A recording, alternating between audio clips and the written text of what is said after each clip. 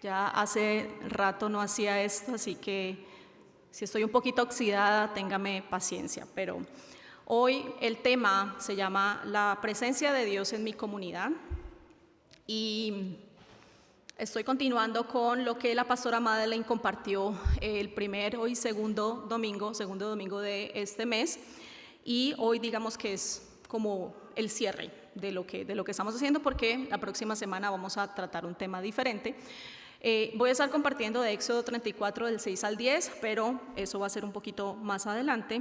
Solo quiero, condensar, resumir un poco la información que la pastora compartió con nosotros el primer domingo. Ella compartió acerca de la presencia de Dios en mi vida y compartió del versículo, el capítulo completo de Éxodo 33, que de paso sepan que es un muy buen... una muy buena historia, muy interesante, y si ustedes quieren, profundizar un poco más en esto, pueden hacerlo y van a poder entender un poco más de qué se trata la presencia de Dios y cómo opera la presencia de Dios en nuestras vidas. Pero ella compartía acerca de Moisés y cómo Moisés intercedía por el pueblo de Dios ante Dios. Y Dios estaba cansado, Dios estaba cansado, sí, como un buen padre, a veces se cansa de las actitudes, de los comportamientos de sus hijos. Dios dijo, esta gente me tiene cansado, estoy molesto con ellos por su desobediencia, por su terquedad, por su queja constante. Y el pueblo de Dios, el pueblo de Israel, se estaba quejando porque a pesar que Dios los sacó de Egipto, de la esclavitud, a una tierra prometida, ellos pensaban que Dios los sacó al desierto a sufrir. Y constantemente estaban en esa pelea con Dios. Pero Moisés, siendo el gran líder y en su sabiduría, en su liderazgo, Dios dijo, si yo no intercedo por este pueblo, Dios nos va a acabar. Entonces Moisés le pedía a Dios y tenía una relación muy personal con Dios, y le decía, voy a solamente rescatar un pedazo de lo que ella compartió en Éxodo 33 del 15 al 16. Dice, entonces Moisés dijo, si tú mismo no vienes con nosotros, no nos hagas salir de este lugar. ¿Cómo se sabrá que me miras con agrado a mí y a tu pueblo si no vienes con nosotros? Pues tu presencia con nosotros es la que nos separa, a tu pueblo y a mí, de todos los demás pueblos de la tierra. Moisés, como les digo, en su sabiduría, en su liderazgo, entendía que Dios ya estaba cansado y que en algún momento podía destruir al pueblo de Israel, pero él dice, reconocemos que sin tu presencia no podemos hacer nada. Tu presencia es la que nos guía, tu presencia es la que nos va a ayudar a conquistar eso que nosotros queremos conquistar. Y Moisés como que, yo me imagino a Moisés como queriendo darle un calvazo a cada uno de los miembros del pueblo de Israel, como que pónganse pilas, pónganse truchas, como decimos en Colombia. Tenemos que cambiar esa forma de pensar, esas actitudes, porque de lo contrario Dios va a tomar acción en contra de nosotros.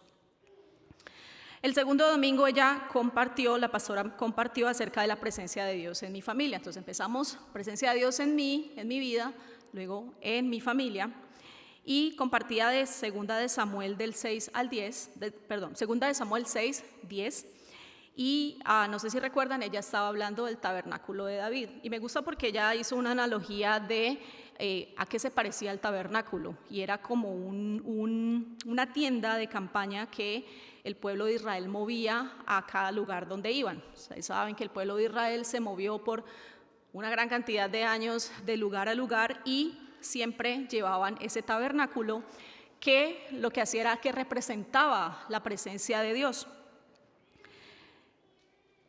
Decía la pastora que el deseo de Dios es siempre estar con nosotros. Somos nosotros los que, por nuestras decisiones, por nuestras actitudes, vivimos separados de Dios, pero Dios siempre quiere estar con nosotros. Entonces, ella de alguna manera conectaba esto con lo que sucede en las casas o en las familias cuando no existe la presencia de Dios versus cuando existe la presencia de Dios. Y ella decía que eso se manifiesta, que eso se ve. Cuando una familia es una familia que está conectada con Dios, adora a Dios, tiene a Dios en su vida, hay alguna presencia diferente, hay como una sensación diferente y se manifestaba de muchas veces a través del manejo de nuestras emociones, de los conflictos en la familia, incluso ella hablaba hasta del manejo de las finanzas. Ella decía, una persona que entiende de la palabra de Dios y tiene la presencia de Dios en su vida, maneja incluso sus finanzas de una manera diferente. Entonces, definitivamente, cuando la presencia de Dios está en nuestras vidas, eso es algo que se va a ver, es algo que se va a sentir. Uno como que es como un aroma diferente y empieza desde adentro hacia afuera. Entonces, me gusta porque empezamos desde adentro, desde mí mismo, desde la familia y luego lo vamos a extender a la comunidad. Entonces, cuando tenemos esa presencia en nuestras vidas, nuestras actitudes son diferentes y los demás lo empiezan a notar. Los miembros de nuestra familia empiezan como a notar ese cambio, esas actitudes, ven cómo respondemos a las situaciones, cómo manejamos esos conflictos. Y cuando hablo de conflicto, no digo que mantengamos en pelea ni nada de eso, pero ustedes saben que cuando hay dos o más personas, el conflicto es casi que inherente, es como que hay conflicto porque hay diferencia de pensamiento, porque somos diferentes, pensamos diferente. Cuando la presencia de Dios está en nuestra familia, otras familias alrededor empiezan también a notar, ¿sí? También ven cómo resuelven esas personas esas dificultades, cómo se comunican, cómo se tratan. Eso se ve, se nota y a veces hay familias que fingen, ¿no? Como cuando estamos aquí cuando hay visita nos portamos bien, pero apenas se cierra la puerta somos perros y gatos, ¿no? Pero uno siente, uno percibe cuando son una familia que está en conflicto constante o que no se respetan, que los hijos no respetan a los papás, que los papás no respetan a los hijos. Uno siente eso. Cuando la presencia de Dios está, hay una naturalidad en el trato. Ahora no digo, no, es que esa familia nunca pelea, ya nunca dicen nada. No, obvio no, porque hay diferencias, porque somos diferentes, porque el hijo le gusta hacer las cosas de esa forma, pero el papá dice, así no es, y el hijo terco que sí es así, y el papá terco que es de la otra manera. Ahí hay un roce, pero es la forma como hablamos, cómo nos comunicamos, cómo resolvemos esas situaciones donde la presencia de Dios realmente se manifiesta. Cada uno de estos cambios, cuando la presencia de Dios realmente reposa sobre nosotros, estos cambios tienen un efecto positivo a larga escala. Entonces, como yo les digo, empieza desde mí mismo, mi familia va a tener un impacto en mi comunidad. Funciona como una reacción en cadena. Como les digo, una persona que tiene la presencia de Dios es una persona que se controla sus emociones, controla sus palabras, lo que dice, y evita hacer algo que pueda herir a los demás, tanto más cercanos como a su familia. A mí me sorprende mucho cómo a veces personas dentro de su misma familia se hieren tanto, pero son tan buena gente con los de afuera. A mí como que el cerebro no me funciona. ¿Cómo puedes tú ser bueno con otros y con tu propia familia, tu propia sangre o esas personas que son cercanas a ti ser tan mala gente? Pero pasa. Entonces, eso pasa cuando la presencia de Dios no está en nosotros. Cuando nos dejamos gobernar por nuestras propias emociones, nuestros propios deseos, ahí no hay presencia de Dios. Y si somos individuos dentro de una familia que nos sabemos comunicar, que sabemos manejar esas situaciones, pues obviamente vamos a ser una familia sana. Como les digo, no necesariamente perfecta, no necesariamente una familia que no se enoja, sino que saben manejar esas situaciones y sobre todo que no se hieren ni se agreden de manera deliberada. Hay gente que intencionalmente daña a otros y hace comentarios hirientes o tiene comportamientos hirientes para hacer sentir mal al otro de una manera intencional. A veces uno dice, bla, bla, bla, y eso hirió a la persona, pero uno dice, bruto, yo no debía haber dicho eso, lo siento, discúlpame, fue un momento de rabia, tal. Pero hay gente que intencionalmente pronuncia palabras que son hirientes, pronuncia frases que son hirientes a sus hijos, a sus padres, sus hermanos, sin pensar en el daño que están haciendo. Entonces, ahí no hay presencia de Dios. Ahora, si los niños crecen en un hogar donde ellos ven ese tipo de comportamientos, ¿creen ustedes que van a dar algo diferente afuera? Cuando van a su escuela, luego cuando crecen y van a su universidad, luego van a su trabajo, los niños aprenden del ejemplo, ¿ya? Es muy raro el caso en el que, y pasa, que los papás sí le enseñan, mira, así te comportas, por favor, manejas tus situaciones de esta manera, de la otra, y los niños van y hacen otra cosa. Eso pasa, pero son casos raros. Si un niño crece viendo que entre los padres se agreden constantemente, pues él va a ir a agredir a los otros en su escuela. Si un niño crece viendo que en lugar de hablar de las situaciones siempre hay un grito, se gritan desde este cuarto hasta este cuarto, eso va a ser lo que ellos van a replicar en esos espacios donde ellos van a seguir creciendo. Entonces, allí ya empezamos a ver un impacto en las comunidades. Imagínense ustedes 10 familias donde todos se tratan mal, donde todos están en pelea, del mismo barrio, y esos 10 van a la misma escuela, los niños. Tenemos 10 o unos 15 o unos 20 niños, si contamos 2 por familia, que van a ir a acabar con el resto de los amiguitos, a hacer lo mismo que pasa en sus casas. Ya hay un impacto en una comunidad más amplia. Entonces, esas son las pequeñas cosas que nosotros tenemos que empezar a pensar, cómo mis actitudes, cómo mi forma de manejar mis emociones está afectando a los más pequeños, que son los que van a salir luego a replicar estos comportamientos en la sociedad. Ahora, hoy por hoy estamos en una sociedad bastante compleja. Yo, como les digo, yo a veces trato de pensar en este tipo de cosas y me doy por vencida. Yo digo, yo no entiendo, mejor me pongo a ver una serie de Netflix porque ya no quiero pensar en estas cosas locas. Pero hoy en día somos cada vez más educados, porque hago entre comillas, porque pues tenemos más acceso a la educación, ¿sí? Más personas pueden ir a la universidad, tenemos la tecnología que nos acerca al conocimiento, que nos abre posibilidades, que podemos conectar con diferentes partes del mundo, pero hoy es cada día más difícil vivir en sociedad. Yo digo, qué paradójico, o sea, es como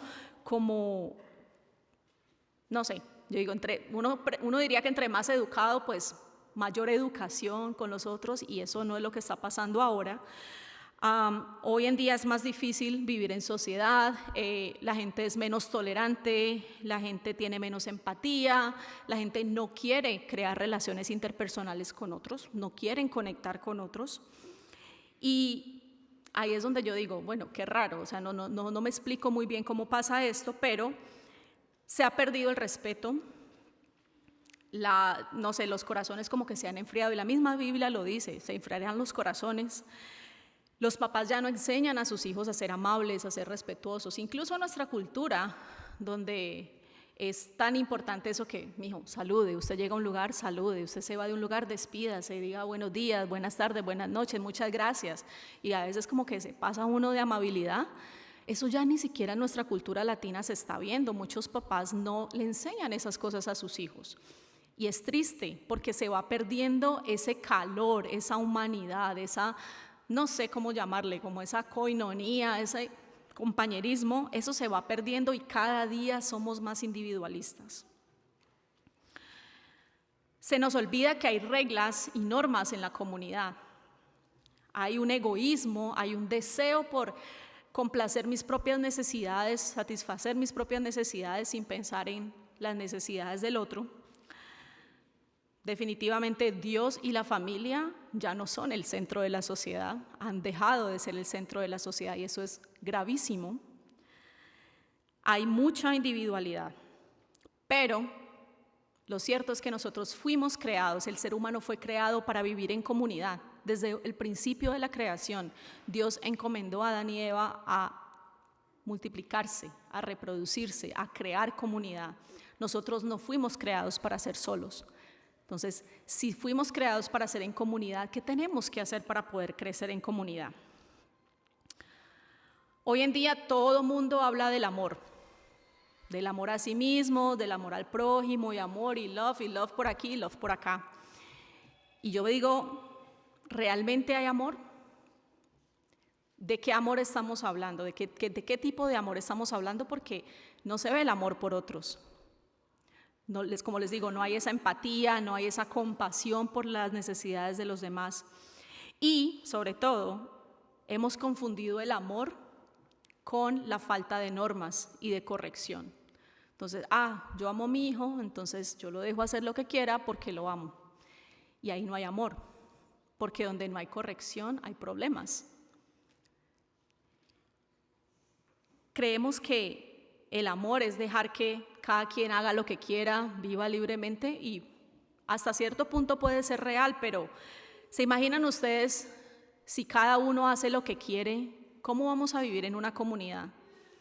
Cuando yo quiero hacer esto, pero usted quiere hacer esto, pero el otro quiere hacer esto, o yo pienso así y todos pensamos diferentes y no hay un lineamiento, no hay una ruta. ¿Cómo vamos a hacer para vivir en comunidad? Cuando cada uno hace a su parecer, a su manera, sin tener esas normas.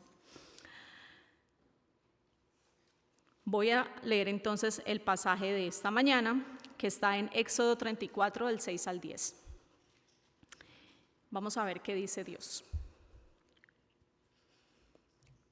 Dice: el Señor pasó por delante de Moisés proclamando: Yahvé, el Señor, el Dios de compasión y misericordia, soy lento para enojarme y estoy lleno de amor inagotable y fidelidad. Yo derramo amor inagotable a 1000 generaciones y perdono la iniquidad, la rebelión y el pecado. Pero no absuelvo al culpable, sino que extiendo los pecados de los padres sobre sus hijos y sus nietos. Toda la familia se ve afectada, hasta los hijos de la 3ª y 4ª generación.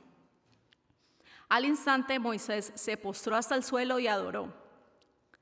Entonces dijo: oh Señor, si de verdad cuento con tu favor, te ruego que nos acompañes en el viaje.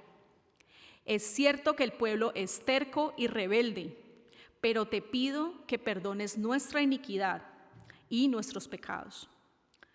Tómanos como tu posesión más preciada. El Señor respondió: escucha, yo hago un pacto contigo en presencia de todo tu pueblo.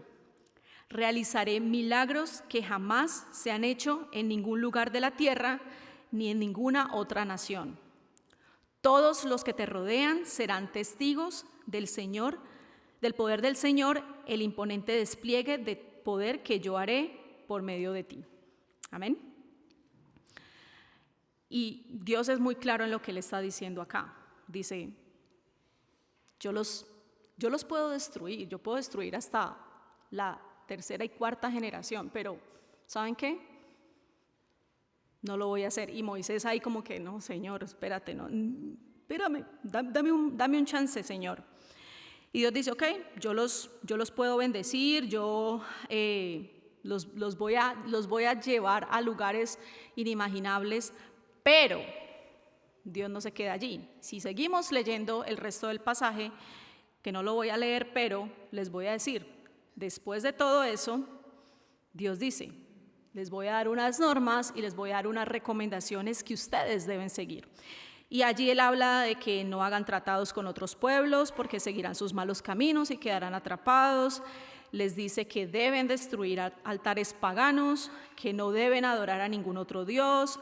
Les dice que deben celebrar el festival de los panes sin levadura, que deben dar el primer nacido de cada animal en ofrenda, que no pueden presentarse ante Dios sin una ofrenda, que deben descansar el 7º día, celebrar el festival de la cosecha, dar a la casa de Dios lo mejor de la primera cosecha y otra serie de instrucciones más adelante. O sea, Dios está diciendo: listo, sí, yo los voy a bendecir, yo voy a bendecir a este pueblo porque es mi pueblo y yo lo amo, pero ustedes tienen que hacer esto. Y si no lo hacen, hay consecuencias. Y eso es lo que a la gente le cuesta a veces entender, que si hacen algo que no es bueno, hay consecuencias, como que si hacen algo bueno, pues hay consecuencias positivas. Pero Dios aquí está hablando de amor, este es el tipo de amor de Dios. Dios le dice a Moisés que va a hacer grandes cosas con su pueblo, y Moisés, como les digo yo, como el buen líder y el buen sabio que era, intercedió ante Dios por el pueblo de Israel, a pesar de toda esa desobediencia, de esa terquedad, de esa constante rebeldía y queja que ellos tenían hasta ese momento. Pero Dios estaba dispuesto a perdonar a su pueblo y bendecirlos por futuras generaciones. Pero, pues también les dijo, yo los voy a bendecir, pero tengan cuidado, tienen que hacer esto. Y si no lo hacen, hay consecuencias. Como les digo, hoy en día las personas actúan como si no hubiesen consecuencias por sus actos. Y a veces hacen cosas sin pensar en el daño, el efecto negativo que eso le puede crear a sus semejantes, su vecino o a una comunidad entera incluso. Las personas no les importa mientras ellos tengan su necesidad satisfecha, el resto como que no me importa. Se olvidan que hay normas para convivir en comunidad, pero por el contrario, cuando la presencia de Dios reposa sobre nuestras vidas, eso se ve reflejado en la forma como pensamos, como hablamos, como actuamos. Hay como esa cosita ahí diciéndote, no lo hagas porque vas a afectar a muchos otros. Piensa en tu vecino, piensa en tus semejantes. Esa es la presencia de Dios constantemente diciéndonos, ojo, no te vayas por ese camino porque por ahí no es. La vas a embarrar, vas a meter la pata, espérate. Yo digo que es difícil pensar en que podemos decir que tenemos la presencia de Dios en nuestras vidas y seguirnos comportando de una manera tan errónea con los demás.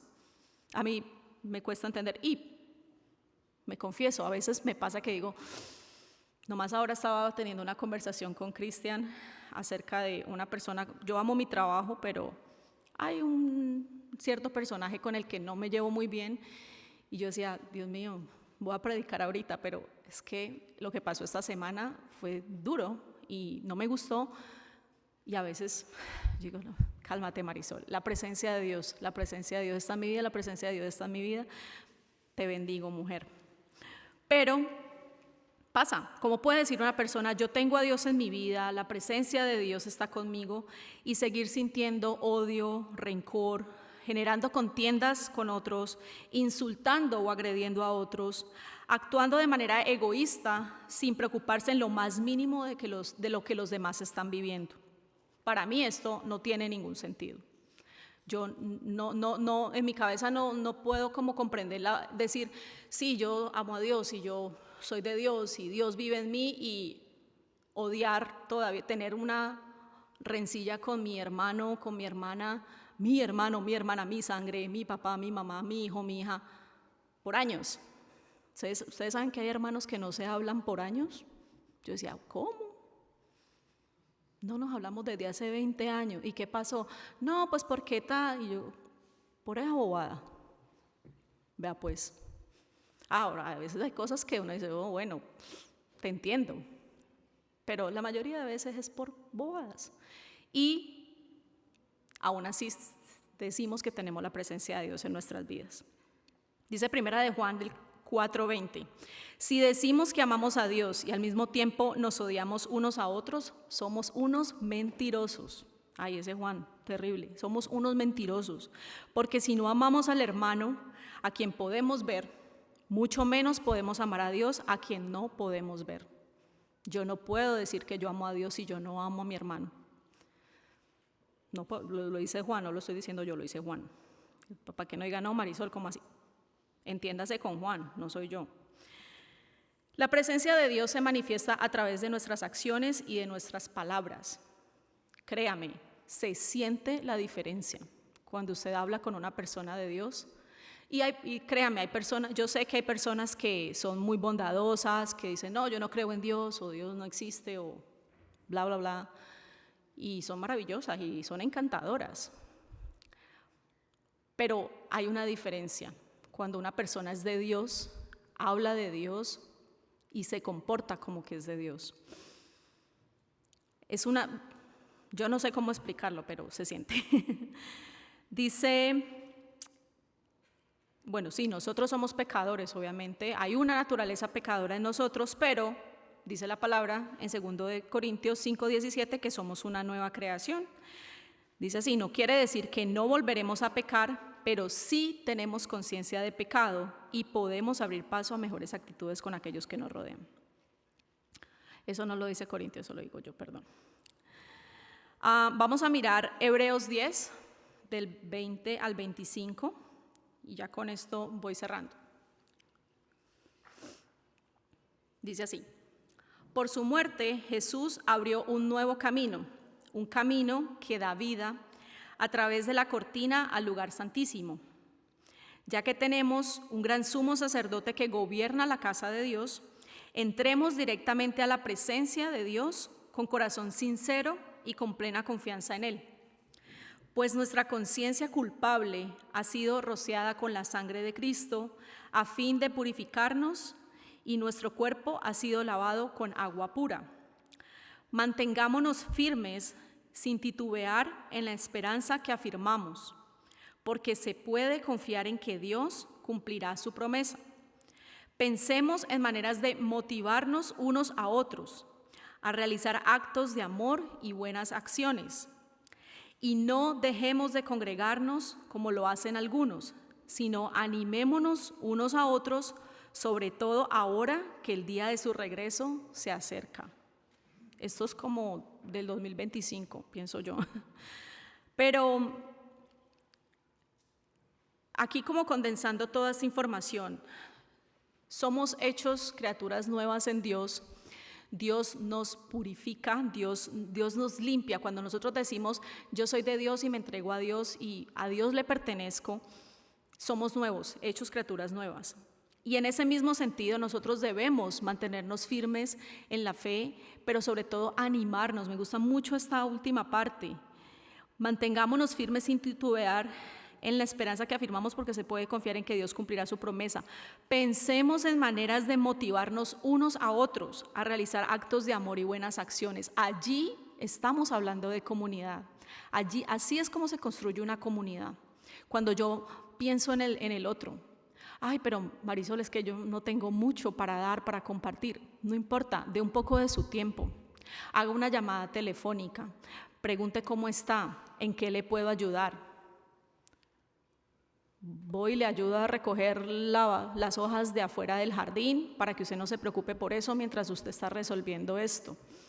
Cosas sencillas en las que podemos nosotros animarnos y mantener conectados.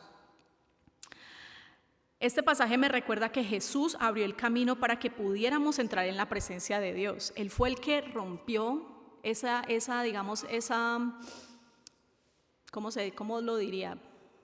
Como esa antesala donde los líderes antes, pues para entrar en la presencia de Dios se tenían que preparar y todo, porque si no la presencia de Dios los mataba. Ahorita nosotros podemos entrar en la presencia de Dios en cualquier momento. Ya no necesitamos de tabernáculos, ni de altares, ni de preparación, ni de sacerdotes que nos ayuden a entrar en esa presencia de Dios. Podemos hacerlo en cualquier momento, en cualquier segundo. Entonces debemos, y como ya no existe ese bloqueo, ese obstáculo, debemos proponernos día a día, segundo a segundo, buscar esa presencia de Dios. ¿Y por qué digo segundo a segundo? Porque es que nuestra humanidad no se detiene. Nosotros seguimos siendo humanos, nosotros seguimos siendo pecadores, seguimos actuando de maneras incorrectas en ocasiones, pero por medio de Jesús podemos perfeccionarnos día a día. Él nos permite purificarnos, limpiarnos y ser personas que sirvan a la comunidad, que animen a otros a mantenerse conectados con Dios, que sean bondadosos y generosos. Él nos creó para vivir en comunidad. Nosotros no fuimos creados para ser solos. Dice Marcos 12, del 30 al 31. Ama al Señor tu Dios con todo tu corazón, con toda tu alma, con toda tu mente y con todas tus fuerzas.